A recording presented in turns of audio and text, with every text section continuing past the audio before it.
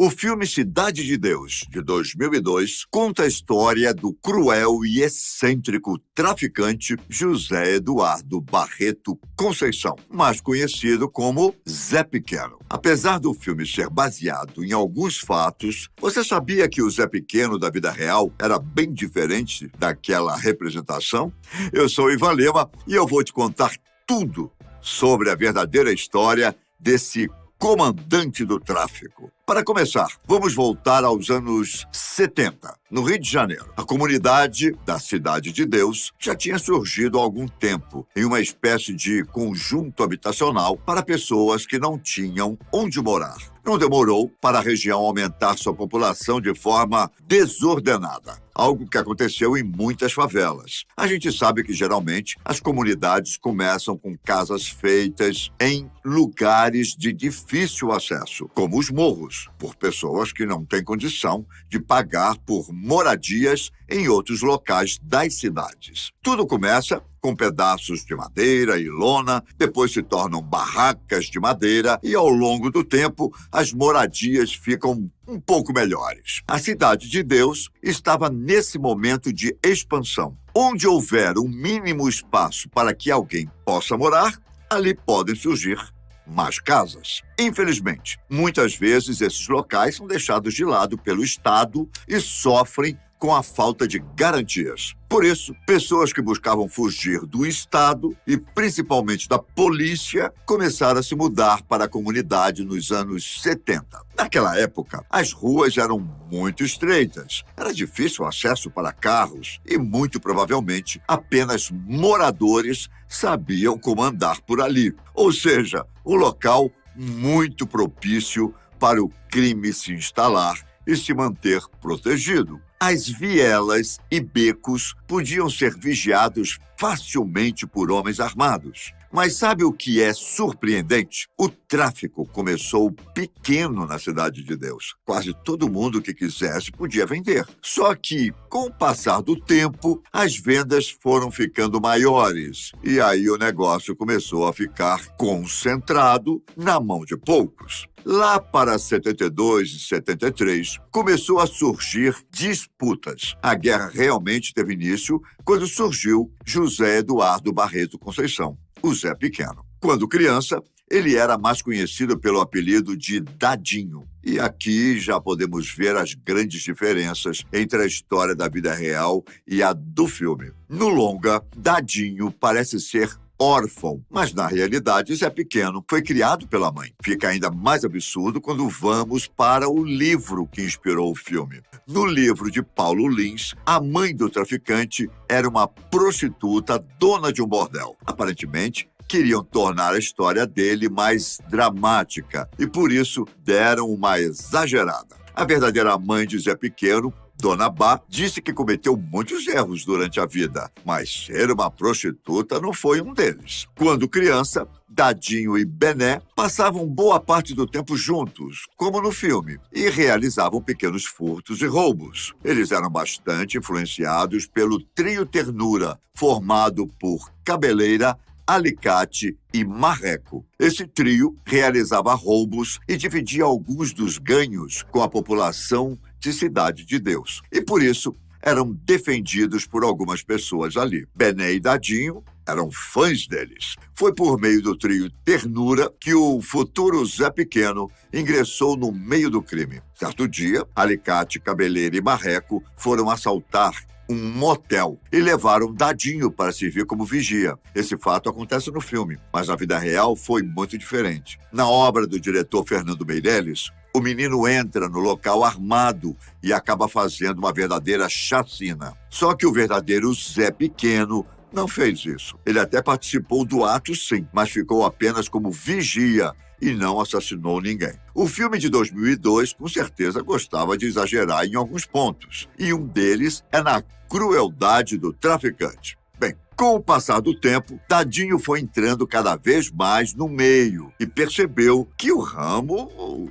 que dava mais dinheiro era o do tráfico de drogas. Quando cresceu, aí finalmente passou a ser chamado de Zé Pequeno. Zé foi conquistando as bocas de fumo da Cidade de Deus, uma a uma, e matando muita gente no processo. Ele não respeitava ninguém, e por isso a guerra começou a se instalar no morro. Quem conta isso é Ailton Batata, um dos traficantes da época. Segundo Batata, a maioria ali era amigo e não esperava essa violência de Zé Pequeno. Batata é uma das principais fontes para sabermos o que realmente aconteceu na história de Zé Pequeno, por ser uma das poucas pessoas envolvidas que ainda vive. No filme, seu nome foi trocado para Cenoura, um outro grande traficante. Inclusive, ele entrou na justiça contra o filme por usar seu nome, mas perdeu o caso e continuou sem ganhar nada. Os conflitos ficaram muito acirrados na época e a disputa entre Batata e Zé Pequeno só aumentou. É dito que Zé Pequeno já chegava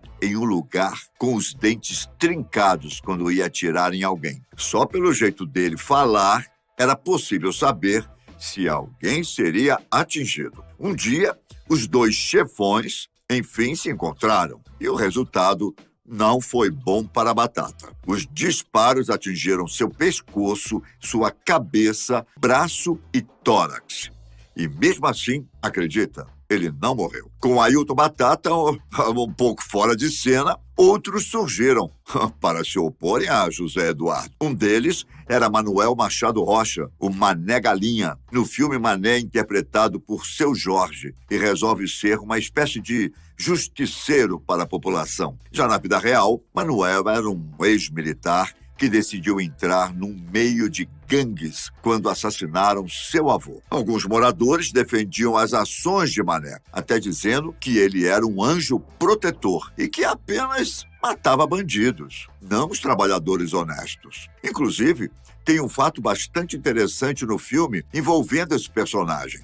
No longa, após o primeiro assassinato cometido por Mané, algumas pessoas vêm agradecer a ele por os livrarem de Zé Pequeno. O detalhe é que a primeira pessoa que faz isso no filme é a própria mãe do Mané Galinha da vida real. Segundo o Jornal do Brasil, o justiceiro foi morto por outro bandido, Jorge Rodrigues Barbosa, conhecido como Timbó. Quer saber o que ele disse ao ser preso acusado de homicídio? Os que matei eram bandidos. Se eu precisasse matar mais 20 ou 30, faria do mesmo jeito. É muita frieza, não? Então, depois da morte de Mané, Ailton Batata disse que continuaria o legado do amigo e se vingaria de Zé Pequeno. O conflito durou por tanto tempo que só teve um fim após os dois lados perderem praticamente todos os seus capangas. Acredita que no final já tinha morrido quase todo mundo? Diante dessa terrível situação, não demorou tanto para que Zé Pequeno fosse preso e mandado para a prisão Frei Caneca. Se você acha que assim acaba a história dele, sinto dizer que está bem enganado. Mesmo preso, o criminoso tentou se manter no comando do tráfico da Cidade de Deus, pelo menos indiretamente. O baixinho e mulherengo Zé Pequeno, porém, não conseguiu acompanhar completamente a dinâmica da violência no morro. Foi isso que trouxe seu fim. Quando saiu da cadeia, Zé tentou retomar o antigo domínio que tinha. Para isso, ele queria reconquistar o ponto dos prédios, aqueles que formavam o conjunto habitacional que deu origem à Cidade de Deus. Mas isso não aconteceu. A nova geração do tráfico da região não aceitou nada bem essas tentativas de Zé Pequeno. A solução foi matar o antigo chefão friamente. No filme de 2002, o personagem morre nas mãos de algumas crianças que o odiavam, já que ele utilizava muitas em suas ações criminosas. Mas sabia que isso aí não é verdade? O Zé Pequeno da vida real não usava crianças no tráfico e ainda por cima proibia todos de usarem drogas na frente dos pequeninos. Ele podia não ser uma pessoa exemplar, no entanto, não era cruel como o do filme, nem de longe. Sua mãe confessou que José Eduardo tinha, sim, cometido muitos erros durante a vida, mas afirmou que seu filho não se assemelhava ao monstro em forma de homem retratado no longa. Mesmo com essas incongruências, quando vemos Cidade de Deus, percebemos uma forte aproximação da realidade. Por que será? Esse é um aspecto muito interessante do filme. O diretor Fernando Meirelles usou várias pessoas que eram verdadeiramente moradoras da comunidade da Cidade de Deus do Rio de Janeiro. E tem mais, algumas delas também tiveram envolvimento anterior com o tráfico. Esses fatores aumentaram a veracidade do produto audiovisual, mesmo com partes bem ficcionais. Bom, deu para ver que o verdadeiro Zé Pequeno era diferente daquele interpretado por Leandro Firmino. Ele marcou uma época de violência e de disputa pelo tráfico de drogas de toda uma população no Rio de Janeiro. Você já conhecia essa história? Conhecia essas curiosidades ou eram todos fatos desconhecidos para você? Caso queira ver mais assuntos interessantes como esse, inscreva-se no canal, tá bom? Fiquem com Deus e até a próxima. Tchau!